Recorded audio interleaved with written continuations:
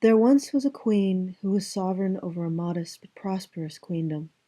On the day her daughter came of age, the queen took her daughter aside and showed her the source of the queendom's prosperity. In the stables, far from prying eyes, was a broken old horse wearing a worn leather bridle with a rusty iron bit. The horse's coat was worn thin in places, his mane falling out, his legs trembling from the effort of keeping himself standing. "He's ready for the knackers, my daughter," said the queen matter-of-factly, "and there he shall go in due course." "This is the horse that built the queendom," the princess said. "Surely he should have some sort of retirement and a proper funeral." "No, my daughter, you must respect his role. His role is to sacrifice for us. Therefore, even in death, we respect his role by allowing his body to provide a last benefit. It will be the glue factory if he doesn't live to make it to the slaughterhouse. Besides, it is not him that is magic, it is his bridle that is magic, my daughter.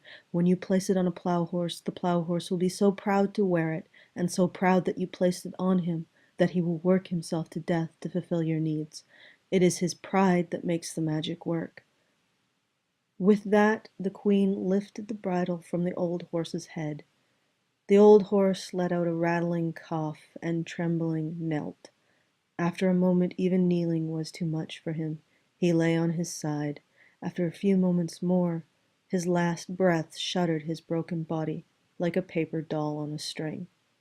"That poor horse," said the princess, dabbing at her eyes with a lace kerchief. "He was pitiful."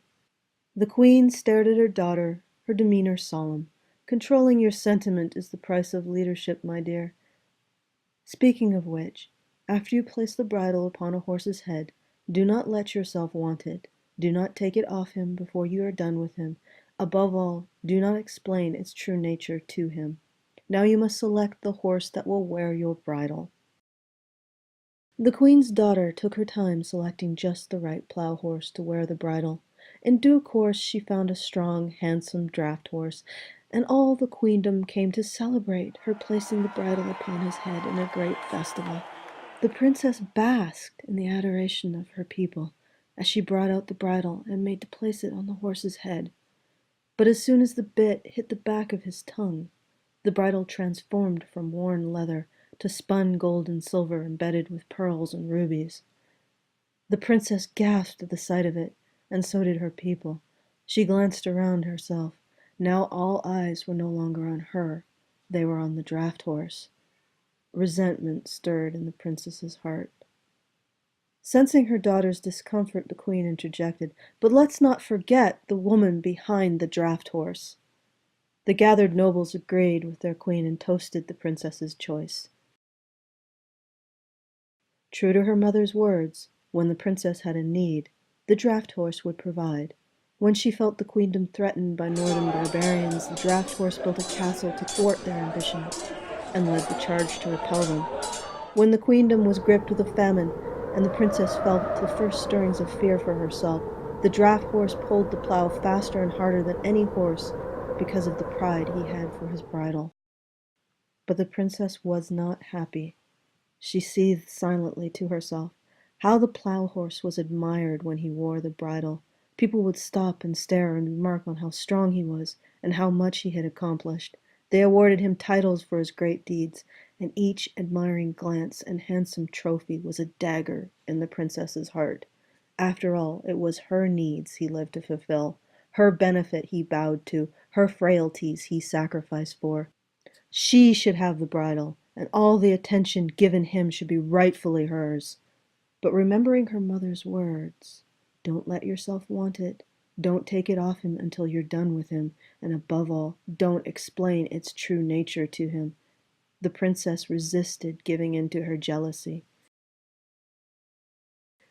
One day a passing dignitary from another land happened to mention the beauty and majesty of the castle built by the plow horse, how wonderful it was, and how ingenious the plow horse had been to build it.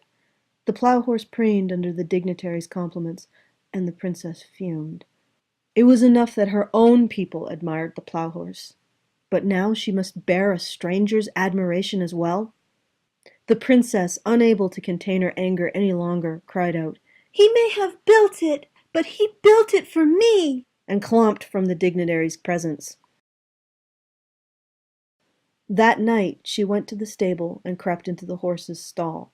Watching him rest with a handsome bridle, surrounded by all his medals and trophies, bile rose in her throat. "Stupid horse!" The plow horse woke. "I let you wear this bridle, but it was always mine. I just used it to control you, and look what you did. You were supposed to live for my needs, but you saved the best in this world for yourself. Give the bridle to me."